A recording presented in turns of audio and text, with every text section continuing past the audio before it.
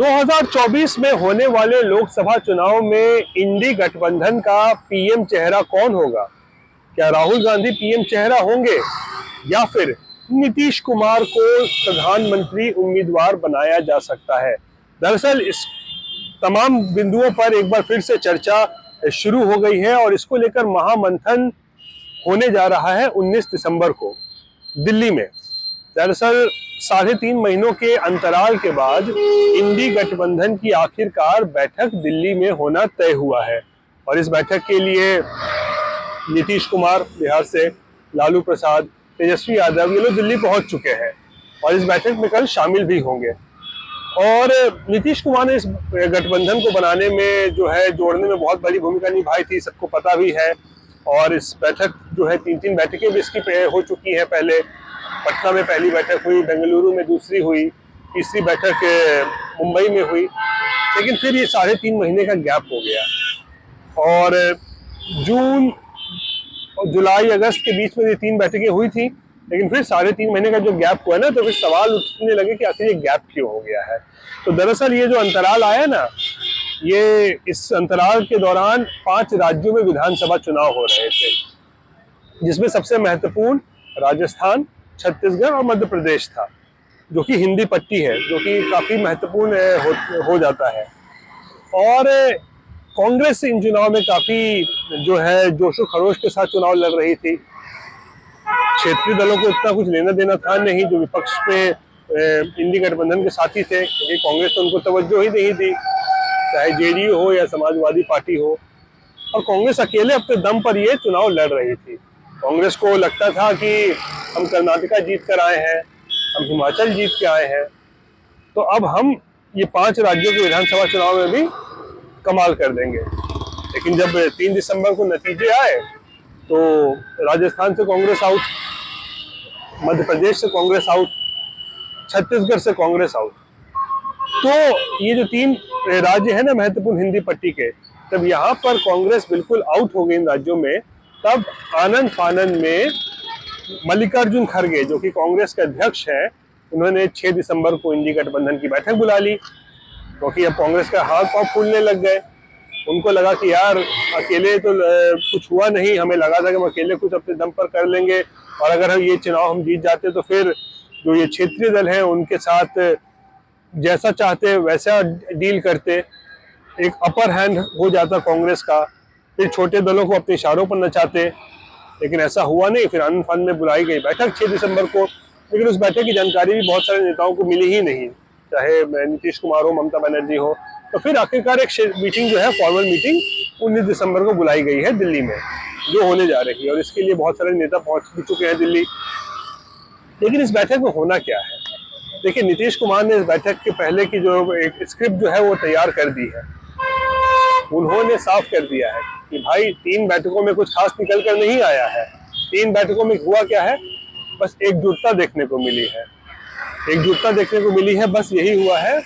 लेकिन जो ठोस एक होता है नतीजा क्या कि आखिर बीजेपी को किस तरीके से हराया जाए 2024 में, किस तरीके से बीजेपी जो तमाम सीटों पर देश में चुनाव लड़ेगी, वहां कैसे एक उम्मीदवार, एक साझा उम्मीदवार इस गठबंधन का खड़ा किया जाए, इस पर चाहते हैं नीतीश कुमार। कोई फैसला तुरंत होना चाहिए। किन राज्यों में कांग्रेस का तालमेल होगा, सीट का अलायंस होगा, सीट शेयरिंग होगी किन क्षेत्रीय दलों के साथ, वो बिल्कुल तय हो जाना चाहिए, वरना ऐसा ना हो कि बहुत देर हो जाए। क्योंकि देखिए, फरवरी महीने में लगभग आखिर तक आते आते देश में लोकसभा चुनाव की वो घंटी बजने वाली है। चुनाव आयोग वो तारीखों की घोषणा कर देगा, तब तक तो बहुत देर हो जाएगी। इसलिए नीतीश कुमार ने कहा है कि अब समय नहीं बचा है, मुश्किल से 1-1.5 महीने का वक्त बचा हुआ है। अगर अभी सब कुछ तय नहीं हुआ तो फिर काफी मुश्किल हो जाएगी। इसलिए नीतीश कुमार के तरफ से पहले ही अल्टीमेटम दिया जा चुका है कि इस बैठक में सब कुछ तय कीजिए, वरना इंडी गठबंधन में क्या होगा फिर तो भगवान ही मालिक है। क्योंकि एकजुटता बहुत जरूरी है और मोडालिटीज तय होना भी बहुत जरूरी है। और देखिए,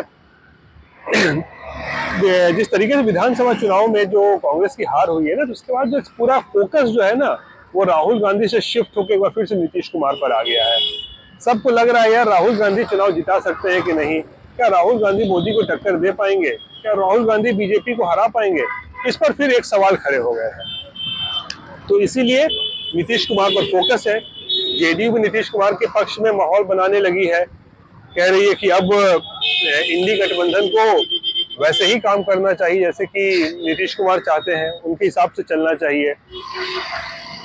आरजेडी सुप्रीमो लालू प्रसाद का भी बयान आया है, उन्हें भी डर है कि नीतीश कुमार जिस तरीके से पिछले कुछ दिनों में बयानबाजी कर रहे हैं, बीजेपी को लेकर सॉफ्ट दिखते हैं, बीजेपी के साथ दोस्ती यारी की कस्में खा रहे हैं, कहीं फिर से तो वापस नहीं एनडीए में चले जाएंगे।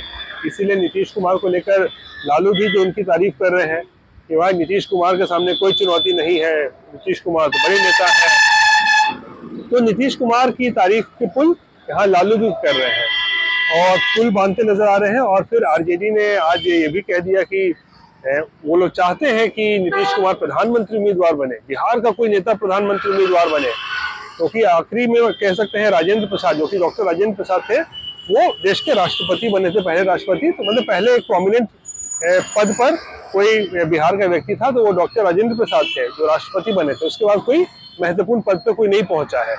इसीलिए आरजेडी चाहती है कि नीतीश कुमार को पीएम चेहरा बनाया जाए, प्रधानमंत्री बना दिया जाए। और अगर ये होगा तो फिर बिहार में तो मुख्यमंत्री का पद खाली होगा, तेजस्वी यादव की ताजपोशी कर देंगे तुरंत। तो सबके अपने अपने जो है यहाँ पर इंटरेस्ट है। लेकिन अब इसमें सवाल ये उठता है कि 19 तारीख को जो बैठक होगी जिसमें तमाम दल पहुंचेंगे, विपक्ष के जो दल पहुंचेंगे, वो लोग क्या नीतीश कुमार के नाम पर हामी भरेंगे? क्या राहुल गांधी मान जाएंगे कि हाँ नीतीश कुमार के नेतृत्व में मैं चलने को तैयार हूँ? क्या अखिलेश यादव मान जाएंगे कि नीतीश कुमार हमारे नेता हैं? क्या ममता बनर्जी मान जाएंगी? क्या स्टालिन मानेंगे? क्या शरद पवार मानेंगे? क्या उद्धव ठाकरे मान जाएंगे? क्या केजरीवाल नीतीश का समर्थन करेंगे? ये एक बड़ा सवाल है, क्योंकि देखिए पिछले कुछ महीनों में नीतीश कुमार का जो ट्रैक रिकॉर्ड रहा है, और महीनों में क्या, हम अगर पिछले कुछ सालों में देख लें, जिस तरीके से वो पलटते हैं, इस तरफ से उस तरफ, फिर इस तरफ से उस तरफ जाते हैं, इसको लेकर नीतीश कुमार की विश्वसनीयता पर सवाल खड़े हो चुके हैं। कोई भी विपक्ष का जो साथी है ना इंडी गठबंधन में, वो नीतीश कुमार को लेकर कॉन्फिडेंट नजर नहीं आता है कि नीतीश कुमार क्या करेंगे। ऊपर से फिर विधानसभा में महिलाओं को लेकर वो अनर्गल बयानबाजी, वो जनसंख्या नियंत्रण को लेकर जो ज्ञान दे रहे थे नीतीश कुमार, उसको लेकर जो है काफी फजीहत हुई। फिर उसके बाद जीतन राम मांझी प्रकरण जो हुआ, जिसमें उन्होंने सदन के अंदर ही जीतन राम मांझी को भला बुरा काफी कुछ सुना दिया। बीजेपी ने सीधा माहौल बना दिया कि भाई तो दलित विरोधी है नीतीश कुमार, इसीलिए ऐसे ऐसे बयान दे रहे हैं। तो इन सब के बीच क्या नीतीश कुमार को प्रधानमंत्री उम्मीदवार बनाया जाएगा? क्या नीतीश कुमार इस बैठक में 19 तारीख की बैठक में संयोजक बनाए जा सकते हैं, जैसा कि वो चाह रहे थे पिछले 3 बार मीटिंग में कि ऐसा हो, लेकिन ऐसा हुआ नहीं। लेकिन अब क्या उन्हें संयोजक बनाया जा सकता है? कांग्रेस के खराब प्रदर्शन के बाद क्या नीतीश कुमार प्रधानमंत्री का चेहरा बन सकते हैं? ये एक बड़ा सवाल है, और इन सब सवाल के जवाब जो है वो 19 दिसंबर की बैठक में मिल सकता है। लेकिन सबसे बड़ा शर्त, ये सबसे बड़ी बात ये है कि इस गठबंधन में दरअसल एकता दिख तो रही है, लेकिन जमीनी हकीकत कुछ और है।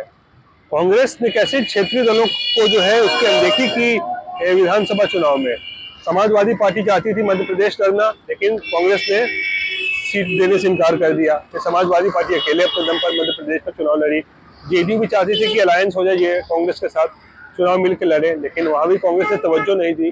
तो अब क्या वो एकजुटता फिर से बनेगी, और क्या तमाम जो विपक्ष के दल हैं वो एकजुट होंगे, और क्या नीतीश कुमार को पीएम का चेहरा मानेंगे?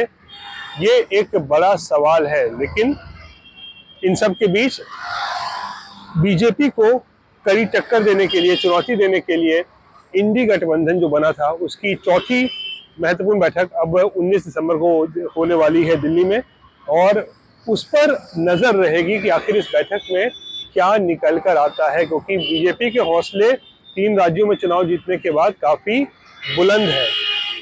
उन्हें लगता है कि ये तो सेमीफाइनल मैच जैसा था, हम तो जीत चुके हैं, तो फाइनल भी हम जीतेंगे।